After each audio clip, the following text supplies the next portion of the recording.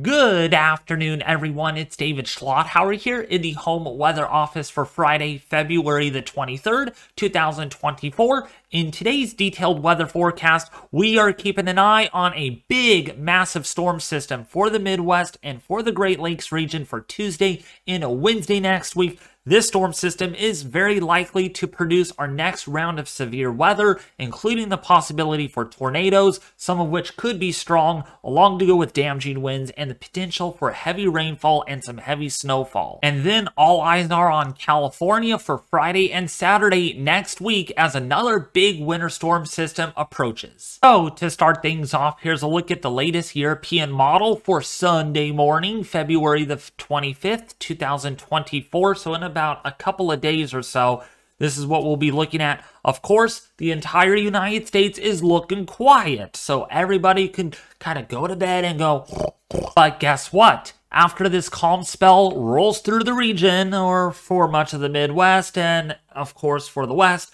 the weather pattern is going to make a big change for the worst as we are looking at a big monster storm system into the Pacific Northwest as I have here. In fact, we're going to circle this in because this has our attention. So if you guys don't see that, I'm seeing it clearly, and it's a big storm system. So going forward in time here, we can see that system is going to be moving into Idaho, Oregon, as well as Montana by Monday late morning, early afternoon. And you can see the blue colors. That indicates some moderate to heavy snowfall. And guess what? We got some rain over California. Not a particularly big storm by any means, just a little bit of moisture that is going to sweep through the region. But this system is going to take a big hit once it gets into the upper Midwest as well as the northern plains. Take a look at this. So by Tuesday morning, we have a surface low that is going to rapidly develop. You can see it right in here, this elongation of lower pressure. Okay, and then to the south and to the southeast of that, you have rainfall that is going to develop. This is more than likely going to be elevated thunderstorms since this is in the cold sector of the system. So we have warmer air overlapping cooler air, so we have elevated convection instead. We have a temperature inversion because a warm front is down here. But it's going to all change by the afternoon hours of Tuesday. As you can see here, we have a pretty deep surface low at 988 millibars over Lake Michigan, over, say, if you're in Michigan State, as well if you're in, say, Wisconsin. You got some rain, but look at this. You got a little bit of snow as well because we are going to be looking at some colder air infiltrating on the backside of the system. But take note, it is this corridor, okay, that I've circled in, I'm boxing this in, that everyone is going to need to have their weather radio out because we are talking about tornadoes, some of which could be strong, damaging 65 to perhaps 75 mile-an-hour winds, and the threat for some large hail that could exceed quarter size in diameter. So again, make sure you have your weather radios prepared because you're going to need them. Especially you, John 542E, that lives in in St. Louis, Missouri. Shouldn't disclose your location or your exact, but you get the idea. Make sure you have your weather radios on because if you don't, you'll be very sorry. So let's take a look. Now let's go forward into Tuesday night and a Wednesday early morning. That system explodes. 972 millibars. Are you kidding me? This literally undergoes bombogenesis. Well, close, but not exactly. But it organizes. It really does. And you can see a lot of the blue there on your screen. Moderate to really heavy snowfall. Big time winds, enough to bring down trees and power lines.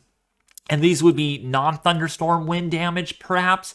And then here's your cold front. This is where you're going to have the strongest thunderstorms rip-roaring across Missouri, or actually not Missouri, Mississippi, Alabama, Tennessee, portions there, or much of West Virginia into Kentucky. And that would be for Wednesday morning. So your morning commute isn't looking pretty at all. And then that system moves into the Northeast by late Wednesday and early Thursday. But that's not it, folks. We're going to strive and look beyond this day towards the end of the video because California is in some deep, deep trouble. Rain totals with that system for the Midwest are not looking overly impressive, but anywhere between about a half an inch to maybe an inch of rainfall in many spots. So the threat for flooding is pretty low at this point. This is going to be a fast mover. Any storm that kind of stalls over your area, we get some storm training, then you might see a isolated flood threat. But overall, it is not looking that big in the rain department. This is going to be more of a severe weather event than worrying about your, well, slight risk or a moderate risk for heavy rainfall. But instead, yeah, look at Oregon and Washington, the Cascades. Yeah, you're going to be in trouble because you are looking at 3 to 6 inches of water equivalent. And in fact, some of the highest peaks there will be falling in the form of snow, but that's going to equate to about 7 to even 9 inches of QPF amounts. That's a lot of water building in that snow. So yeah, the Pacific Northwest is not looking pretty either. Snowfall totals are looking very impressive. I mean, this is pretty concerning, especially if you are in northeastern Ontario, Canada. Yeah, you might see a couple of feet of snow. I'm not joking when I say a couple of feet of snow, because you go back in time here, the next 3 days, not too much snow, and then it really accumulates. So big time snowfall, blizzard conditions perhaps with this coming winter storm. Oh my goodness. Thank goodness this is not over the United States like over the Midwest. Then we would be talking some serious problems.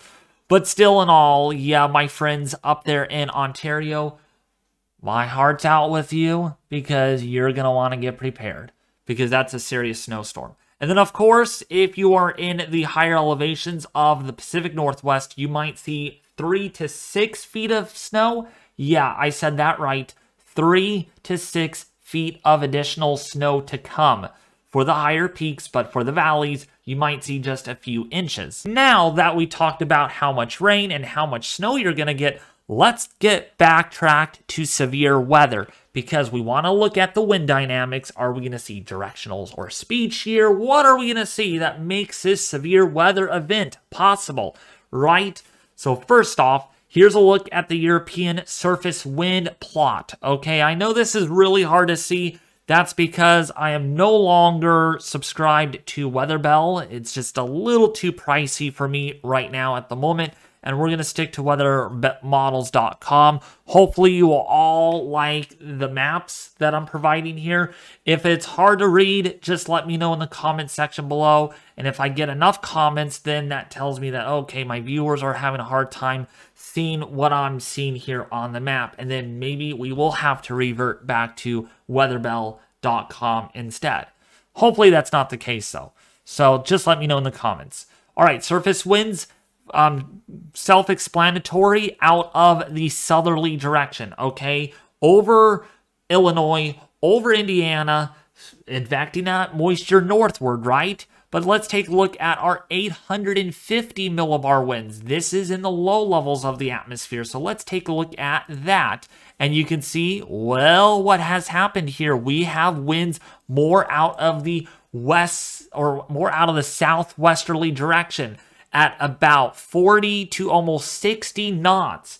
That is strong. That is not weak at all across this portion of the country, okay? If you are in Illinois, you're talking some very strong low-level winds. Why is this important? Because it's going to help get the severe weather action going. When we take a look at our 500 millibar wind plot, it's also out of the west-southwest. So we are literally looking at almost a full 90-degree shift in the winds, starting from the south at the surface, veering over to the west-southwest, and perhaps even out of the westerly direction, or directly out of the west. And so what your hodographs are going to look like is at the surface, just imagine this is the center of a hodograph, you're actually going to see a lot of curvature, okay? And when you see curving hodographs, that yields directional shear, and also it indicates speed shear as well in the low and mid levels. And so when we get that directional and speed shear just perfect, we get supercells that organize, okay? Thunderstorms that actually rotate, develop mesocyclones, and we're able to get these tornadoes going. And this environment could foster at least 1 or 2 strong tornadoes. It is not surprising. We have enough instability. In fact, if we do take a look at that in just a second, you'll see that. But the lift, the amount of lift that is expected is pretty significant. We have a trough that is nearly negative or neutrally tilted. A lot of forcing out ahead of this over say the Midwest and the upper Midwest like Indiana and Illinois. And so that's why I'm very confident in that area, particularly in the Kokomo, Indianapolis, as well as central Illinois, where we will have to keep an eye on latest soundings for the possibility of maybe a strong tornado or 2. Yes, Ethan, I did mention your state because you are in the threat. All right.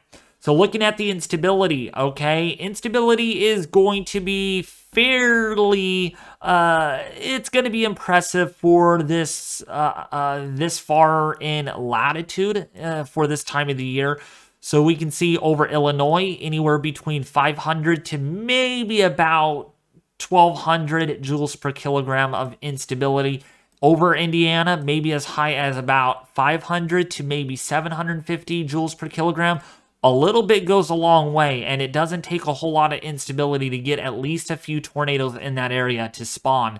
And then down here to the south, if there's enough forcing and enough convergence at the surface, we could see a few intense supercells with better instability there at around 1,500 joules per kilogram right along the boundary. Now, another thing will be the moisture. We have a lot of moisture that is going to be advecting northward. Look at these P-watt anomalies, folks. This is a little significant, anywhere in the 240 to almost about 300% percentile. That is pretty significant, okay, for late February standards. All this green and these blue colors illustrate a lot of moisture. More moisture than there should be for this time of the year for this location. And that is why we might see a rare tornado threat up here this far north in late February. We don't start seeing this happen for the Northern Plains and also for the Great Lakes region until like mid to late May. We're in February, folks, and this is what we might be dealing with. So that's why I just sure hope you guys have your weather radios on, because if you don't, you're going to be sorry. Now, looking at the dew point temperatures, anywhere in the mid to upper 50s to lower to mid 60s across much of the Ozarks into the upper Midwest. And that is why I think our severe threat is well modeled at this point. I think I'm confident enough to really forward this all to you that there is going to be a tornado threat, damaging wind, and hail threat for these areas. Dew points could be better. I mean, we could see mid-60s, but upper 50s with steepening mid-level lapse rates will do the trick as well over this area, including for Arkansas. I did not want to forget all about you down there to the south. You are also looking at some severe weather too on Tuesday. But it seems to be a little bit more significant up here where we have the best dynamical lift into the atmosphere, where we have the best shear overlapping of everything. And I think we might see an enhanced risk in later outlooks for the Illinois and Indiana region. Therefore, the Storm Prediction Center still maintains a day 5 slight risk for severe weather all the way from Little Rock, Arkansas, into Springfield, Illinois, Jefferson City in Missouri, St. Louis, Missouri, into South Bend in Indiana, with a slight risk for severe weather for day 5. From Tupelo into Tuscaloosa, if you're in Jackson, Mississippi, Montgomery, Alabama, all the way into Lexington, Kentucky. Now that we did talk about the severe weather, I did want to elude back to California, because I don't want to forget about you all that live in California. A lot of you subscribed when we were tracking those winter storms, you know, and everyone liked that. So I really want to focus in on the West a little bit more this year than I typically do. Unless there is absolutely nothing going on, then I won't really. But until that happens, we will be talking about the West quite often in my videos. So going forward here, you can see for Monday, of course, those showers roll through. And then this is the big storm. This is a storm that we really have to watch, folks. This has been modeled long enough already on the GFS, the Canadian, and the European strong agreement that there is going to be a significant monster snowstorm and rainstorm over California. And this would be for Thursday night into Friday and even into Saturday. This really hangs around for a couple of days. A mini storm sequence, we call that. And look at the dark blue on your screen over the Sierra there, over the mountains. That illustrates some very heavy snowfall. I mean, snowfall rates exceeding 3 to 4 inches per hour. That is a possibility. And then, of course, for the southeast, you got more rain coming there. And then towards the end of the Euro, it's serious crazy things could happen. We're going to be talking about some of the heaviest rainfall for the Northeast, potentially ice storm, as well as another big storm for the Midwest. It is March after all, and boy, March is going to come in like a lion, it seems like, with big storms, extreme temperature swings. I hope you all are prepared for what's to come, and that is why I'm going to try every bit of my time at keeping you all updated here on the YouTube channel. Now, before I do end the video, I have 4 important announcements to share with you, and the most important one is that a total solar eclipse will be happening on Monday, April the 8th, 2024 at approximately 12:15 p.m. Central Daylight Time, where I'm going to be at least. For your localized area, it's going to be a little different because anywhere along this path, the shadow moves across the United States at different times. So therefore, it's 12:15 for me, but if you are in, say, Buffalo, it's going to be a little later. But either way, I am driving to Fredericksburg in Texas on April the 4th, and I will be there in time to see the total solar eclipse on April the 8th. And then I'll be driving back home from that. So I am so excited. I will be live streaming this. I am going to be using my drone to see this from the air. It is going to be a spectacular show that no one has seen yet since August 21st of 2017. And so I am very blessed and happy that I am going to be bringing you guys this live. I'll probably be live streaming my road trip to Texas as well, depending on how things go. Let me know in the comments if you want me to live stream my road trip to Texas on Thursday through at least on Saturday. The second announcement is that my first Atlantic hurricane seasonal outlook will be released on April the 15th, which is a Monday at 2 p.m. Pacific Daylight Time. Different time zones mean different times. So if you're in Central Daylight Time, it's going to be at 4 p.m. And if you're in Eastern Daylight Time, it will be released at 5 p.m. And then I'll have another one for May 1st and then May 28th with the following times on that release as well. And then my first routine tropical weather outlook will begin on June the 1st, as I stated in my previous videos, and will run through November 1st because this season is expected to be extremely active. There are all indications of that. More on that when I do release my seasonal outlook, which doesn't look very good at all. This includes rapid updates and live streams on tropical systems as well as they are happening near shore like I did last year. Then thirdly, if you all want to join the Weather Force Discord server today, there is a link in the description below this video. Hey, Saints Angel there. She's awesome. She is awesome, you guys. Got to meet her. Butterdog is in there. Weather Republic. Sunny is in there. Diana, KORF, Lucky. We got many people. We got Fire Ant in there. Some good people to meet that you all don't want to miss. Great server. I highly encourage you all to join it today. And then lastly, You could follow me on Twitter for latest updates, link in description. It's actually called X, but I like sticking to the old school of Twitter. And so there's a link in the description below this video if you all want to follow me there on Twitter for latest updates, because yeah, there is more action coming to California by the early to the middle of next week. Colder, windier, and stormier. So I'll probably be more active on Twitter yet again because of this, and of course for hurricane season. But anyways, thank you all for tuning in to today's detailed weather forecast. As always, have a great rest of your Wednesday, February the 21st, and I'll see you back here tomorrow. But anyways, folks, if you did enjoy today's detailed weather forecast, outlook, and discussion for Friday, February the 23rd, please consider subscribing. You guys have done a great job at supporting me thus far. Even so, I'm not on every day.